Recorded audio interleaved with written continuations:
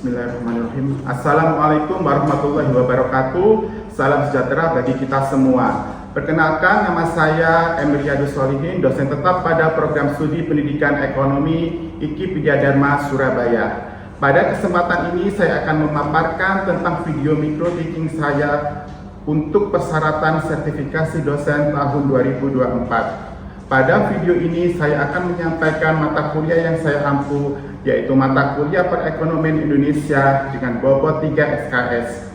Deskripsi pada mata kuliah ini adalah mahasiswa belajar tentang karakteristik ekonomi Indonesia, struktur perekonomian Indonesia, sistem ekonomi Indonesia, sampai dengan masa depan ekonomi Indonesia. Perkuliahan ini dilaksanakan dengan sistem diskusi, tugas proyek, dan refleksi. Perkuliahan ini menggunakan sistem offline atau tatap muka. Berikut video micro teaching saya. Assalamualaikum warahmatullahi wabarakatuh. Salam sejahtera bagi kita semua. Bagaimana kabarnya hari ini? Alhamdulillah. Jangan lupa nanti isi presensi ada link di WA group ya. Terima kasih. Baik. Pada siang hari ini kita memasuki pertemuan ke-11 mata kuliah Perekonomian Indonesia. Namun sebelum kita masuk pada materi, saya mau refresh materi minggu lalu ya. Saya coba ingin bertanya, minggu lalu kita membahas tentang sektor industri dan pengaruhnya terhadap perekonomian Indonesia. Dan mengapa sektor industri merupakan penggerak ekonomi suatu negara? Coba ada yang bisa menjawab? Oke, Anda? Sektor yang menggerakkan perekonomian suatu negara dapat memberikan kesempatan kerja yang luas dan berkembang yang besar. Kita dapat menyelesaikan masalah kemiskinan dan pengangguran yang ada di suatu negara tersebut. Oke, betul ya. Jadi sektor industri itu bisa menggerakkan suatu ekonomi karena dengan industri maka apa? Ada modal itu bisa diputar ya untuk merekrut tenaga kerja baru, memproduksi sehingga hasilnya bisa untuk konsumsi sehingga juga akan menggerakkan ekonomi suatu negara. Sekarang ada satu lagi pertanyaan mengenai materi minggu lalu. Bagaimana industrialisasi mempengaruhi pertumbuhan ekonomi suatu negara? Oke, Mas Habib ya, berdasarkan dengan meningkatkan kualitas produktif, menciptakan lapangan kerja inovatif dan penggunaan sumber daya yang optimal. Oke, betul ya. Jadi industri itu bisa mempengaruhi pertumbuhan ekonomi karena dengan majunya industri suatu negara itu maka akan membuka lapangan kerja. Lapangan kerja itu akan merekrut apa? Tenaga kerja mendapatkan apa? Pendapatan itu maka kesejahteraan rumah tangganya, kesejahteraan masyarakat akan meningkat. Oke, bagus ya. Baik, sekarang kita akan masuk mata kuliah kebijakan pembangunan ekonomi.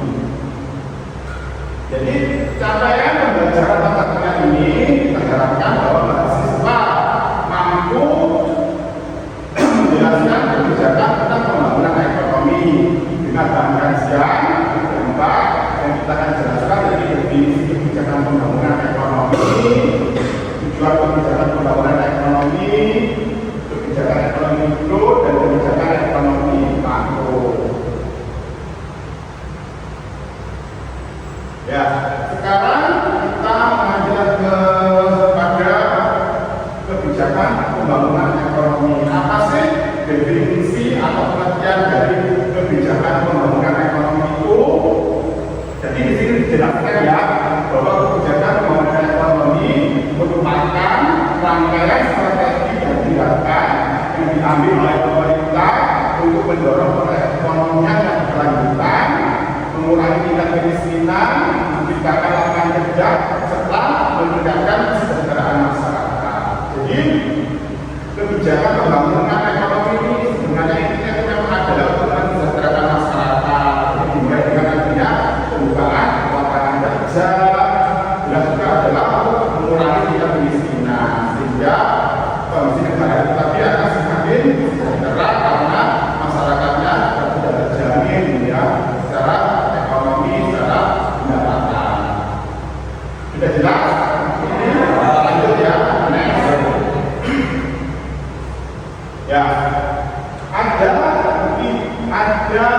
5 tujuan dari kebijakan pembangunan ekonomi. Yang pertama, Mbak Nafisa, dibaca ini apa ini? Yang pertama adalah jadi tujuan kebijakan pembangunan ekonomi adalah untuk menumbuhkan ekonomi. Jadi suatu negara itu dikatakan makmur jika pertumbuhan ekonominya juga semakin tinggi, ya. Jadi tujuan pembangunan ekonomi pertama adalah ekonomi, maka yang disasar adalah ekonomi dulu, karena ekonomi itu nanti akan merambat ke semua lini, semua sektor, ya. Maaf. Yang kedua, distribusi pendapatan yang merata, ya. Tujuan kebijakan pembangunan ekonomi agar pendapatan distribusi itu merata ke semua masyarakat, jadi tidak ada ketimpangan antara si miskin dan si kaya, tapi semua distribusi itu semakin merata. Kalau di merata itu kan tidak, artinya jumlah antara miskin dan kaya itu tidak terlalu besar, ya. Jadi apa namanya, pendapatan semua itu merasakan dengan baik, ya. Terus kesempatan kerja sepenuhnya yang ketiga, ya. Jadi tujuan kebijakan pembangunan ekonomi adalah untuk membuka kesempatan kerja yang seluas-luasnya, ya.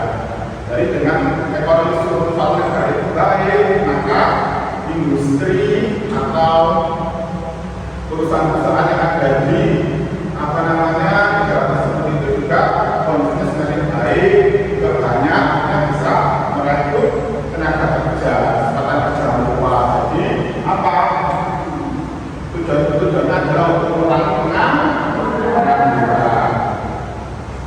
Yang keempat adalah stabilitas harga dan nilai tukar, ya. Jadi untuk pembangunan ekonomi maka stabilitas harga dan nilai tukar ini harus dijaga, ya. Jangan sampai nilai tukar rupiah kita itu turun, kan seringkali berita itu, ya. Jadi nilai tukar rupiah dengan dolar Amerika, ya. Kalau semakin rendah nilai tukar kita itu, maka stabilitas harga juga terpengaruh. Jadi biasanya itu perusahaan-perusahaan yang hutang dengan nilai dolar, dulunya hutang dengan nilai dolar sampai 12.000, ternyata sekarang nilai dolar naik 15.000 rupiah per US dollar. Nah, berarti kan akhirnya perusahaan itu akan membayar lebih, karena waktu itu dia berhutang itu dengan nilai 12.000 US dollar, sekarang 15.000 US dollar. Jadi ada peningkatan. Kalau nilai tukar ini semakin turun, maka pengaruhnya juga terhadap ekonomi. Terus stabilitas harga kita ini, harga BBM, harga sembako itu juga harus dipertahankan, karena jika harga sembako naik, harga BBM naik, nah itu juga berpengaruh pada daya beli masyarakat. Kalau semakin tinggi harga barang dan jasa, maka terjadi namanya apa? Inflasi. Nah, inflasi itu kalau inflasi semakin tinggi, maka ekonomi kita juga tidak bisa naik, ya. Terus keseimbangan terhadap pembayaran, ya. Jadi kita menjaga agar pembayaran itu tidaknya harus stabil, jangan sampai dari pembayaran itu kita minus, ya. Kalau minus kan berarti lebih banyak keluar daripada yang masuk, ya. Jadi devisanya itu harus lebih banyak yang masuk, karena kalau semakin banyak modal yang masuk, maka pembangunan ekonomi, pembangunan infrastruktur dan sebagainya itu juga akan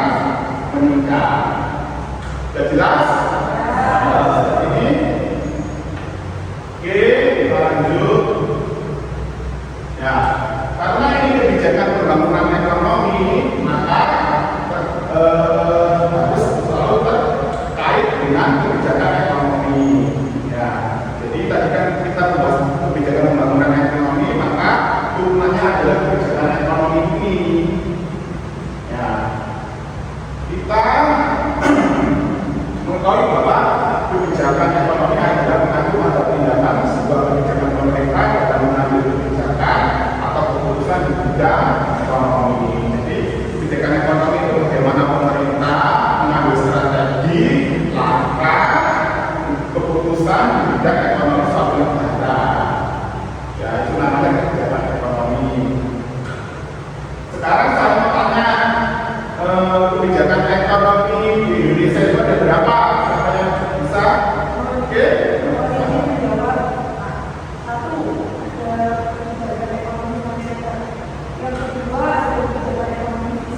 Ya, betul. Jadi kebijakan ekonomi di Indonesia itu ada kebijakan ekonomi moneter dan ada kebijakan ekonomi fiskal. Tapi ada juga tambahan kebijakan dana luar negeri, ya. Tapi yang kita bahas di sini adalah ada dua kebijakan, yakni kebijakan ekonomi mikro dan kebijakan ekonomi makro. Ya, ini nanti kita bahas masing-masing kebijakan ekonomi ini dari mana, ya. Jelas? Oke, kita lanjut. Kita masuk pada kebijakan ekonomi mikro. Jadi, apa sih kebijakan ekonomi mikro? Mikro itu artinya apa? Kecil, makro, besar atau keseluruhan. Jadi mikro ini berarti kebijakan ekonomi dalam skala kecil. Kita lihat di sini berarti apa? Perusahaan atau industri. Jadi kebijakan ini untuk perusahaan atau industri. Jadi kebijakan pemerintah yang ditujukan pada semua perusahaan atau jenis kegiatan yang dilakukan oleh sektor mana dan wilayah mana perusahaan bersangkutan beroperasi. Jadi mencakup permintaan, penawaran, keseimbangan harga pasar. Jadi ini adalah rupanya penawaran, identik dengan ini. Contohnya seperti apa? Kebijakan ekonomi mikro itu biasanya berkaitan dengan contoh harga sembako naik. Nah, itu maka pemerintah harus melakukan kebijakan ekonomi mikro bagaimana harga sembako itu tidak sampai naik tinggi agar masyarakat mampu membelinya. Harga BBM juga. Contoh kemarin itu pernah terjadi fenomena harga minyak goreng yang sangat mahal, ya. Oleh karena itu, akhirnya pemerintah mengeluarkan kebijakan membuat minyak goreng kita, ya, minyak goreng kita dengan harga yang terjangkau. Jadi minyak goreng kita itu untuk masyarakat tingkat bawah, ya. Jadi itu agar masyarakat mampu membeli minyak goreng. Terus permintaan penawaran seperti apa? Contoh beras, ya. Jadi beras itu kan kadang-kala itu sangat mahal karena pertama itu ada harga panen, ya. Yang kedua itu kadang disimpan oleh tengkulak atau spekulan, akhirnya harga beras itu mahal dan susah didapatkan. Nah, salah satunya biasanya itu pemerintah itu impor beras untuk menambah kuota beras nasional agar jangan sampai rakyat kekurangan beras untuk makan. Ya, paham ya? Oke, kita lanjut. Nah, kalau ini tentang kebijakan ekonomi makro. Jadi ekonomi makro ini berarti secara yang keseluruhan. Jadi kebijakan ekonomi makro adalah bentuk kebijakan diambil oleh pemerintah suatu negara yang pada prinsipnya bertujuan untuk menstabilkan perekonomian dan menciptakan pertumbuhan ekonomi ke arah yang positif. Jadi makro itu secara global ekonomi, jadi tujuannya adalah untuk menstabilkan perekonomian suatu negara.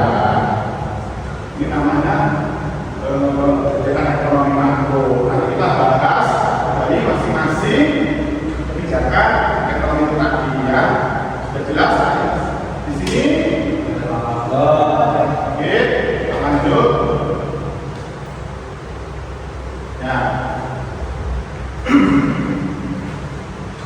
Kebijakan moneter ini adalah upaya yang dilakukan oleh bank sentral untuk mengendalikan jumlah uang yang beredar di dalam perekonomian suatu negara. Jadi kebijakan moneter itu intinya adalah untuk mengendalikan jumlah uang yang beredar di suatu negara. Nah, ini dilakukan oleh bank sentral. Bank sentral kita ada bank apa? Bank Indonesia. Kebijakan moneter itu yang melakukan itu adalah Bank Indonesia. Jadi kebijakan moneter ini tujuan utamanya adalah untuk menjaga stabilitas harga dalam ruang negeri dan nilai tukar rupiah terhadap uang asing khususnya dolar. Tadi yang saya sudah jelaskan. Jadi kalau nilai rupiah jatuh, bagaimana Bank Indonesia itu bisa meningkat lagi nilai rupiah untuk dalam menaikkan suku bunga. Kita ada operasi perekonomian terbuka itu ya, itu adalah kebijakan moneter. Jadi kebijakan moneter itu dilakukan oleh bank sentral dan Bank Indonesia. Bank Indonesia itu pusatnya dari Jakarta, tapi di perwakilan Jawa itu ada. Kalau di Surabaya itu di Tugu Pahlawan ya. Terus sebenarnya itu adalah Bank Indonesia. Di Bank Indonesia itu tempatnya juga untuk mengelola moneter negara Indonesia. Kita lanjut kebijakan fiskal. Ya, jadi kebijakan fiskal adalah langkah pemerintah mengelola pengeluaran dan perpajakan untuk mempengaruhi berbagai sistem ekonomi agar memaksimalkan kesejahteraan ekonomi. Jadi kebijakan fiskal ini berkaitan pasti dengan perpajakan. Di sini fiskal ini biasanya juga dilakukan oleh Kementerian Keuangan, Kementerian Perdagangan, biasanya terkait dengan itu. Jadi kebijakan fiskal di sini mencakup pengaturan anggaran belanja pemerintah, perubahan pajak dan program subsidi. Untuk membagi itu ada pandemi COVID ya.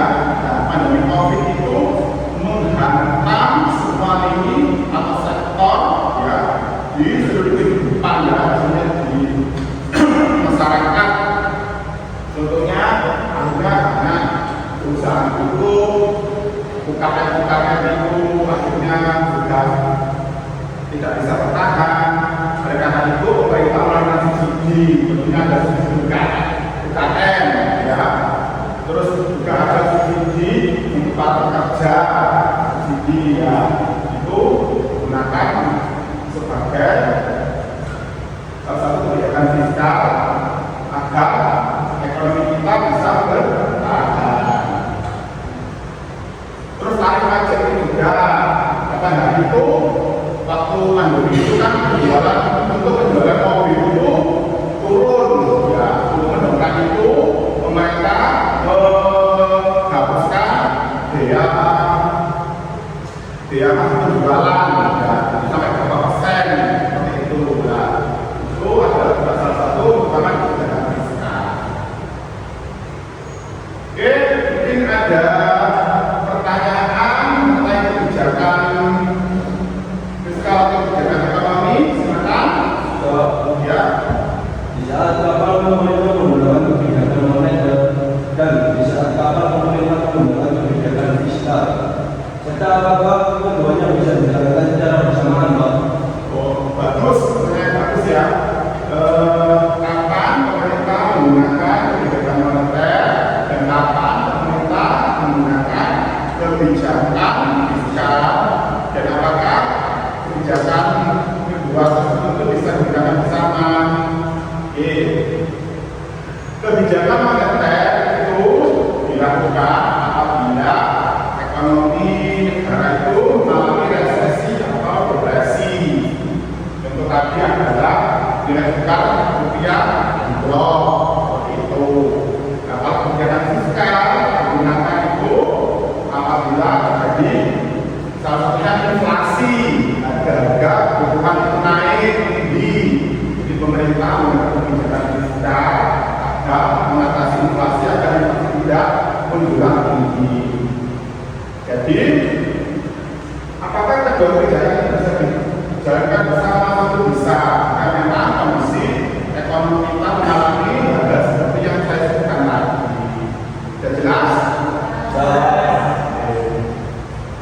Lanjut. Nah, contoh kebijakan pembangunan ekonomi. Jadi di setiap era pemerintahan pada masa satu presiden itu masih punya kebijakan pembangunan ekonomi. Contoh di sini adalah kebijakan pembangunan ekonomi era Presiden Susilo Bambang Yudhoyono. Jadi pada era SBY ini kebijakan pembangunan ekonomi disebut 4 pilar.